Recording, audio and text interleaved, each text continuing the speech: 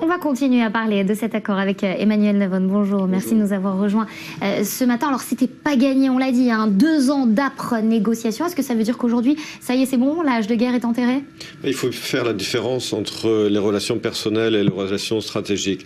Alors, d'un côté, il y a effectivement un accord militaire qui est beaucoup plus important que le précédent, d'une décennie, en termes de quantité, en termes de somme.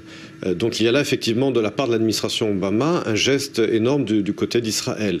N'oublions pas non plus qu'il ne s'agit pas, que nos téléspectateurs comprennent bien, il ne s'agit pas de charité, c'est pour acheter du matériel militaire américain et bien entendu l'industrie militaire américaine pousse pour ce genre d'accord.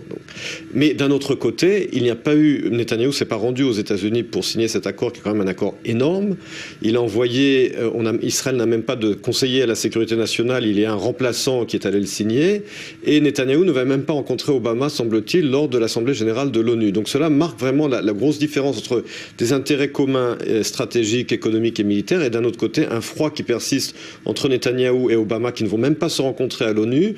Netanyahou qui ne s'est pas rendu aux États-Unis pour signer cet accord qui est quand même un accord historique. Et puis Obama qui rappelle, oui, j'ai signé cet accord avec Israël, j'ai approuvé cet accord, mais au bout du compte, la sécurité d'Israël ne dépend pas seulement d'un accord militaire, mais également de la résolution du conflit israélo-palestinien. Il a quand même insisté là-dessus. Alors c'est bien plus compliqué que ça en a l'air, vous nous le dites très régulièrement ici sur cette antenne. Est-ce qu'à travers les lignes de cet accord, on doit voir aussi là une stratégie pré-présidentielle américaine pour essayer de conquérir les voix pro-israéliennes? Alors il est clair que l'opinion publique américaine, au Congrès également, aussi bien chez les démocrates que chez les républicains, est très favorable à Israël et qu'aucun candidat à la présidence, et n'oubliez pas qu'il y a les élections à la présidence, mais également pour le Congrès, ne peut se permettre d'avoir des positions anti-israéliennes. Donc effectivement, Obama prend également en compte l'élection de Hillary Clinton, pour bien montrer encore une fois qu'il n'a cessé de dire ces 8 dernières années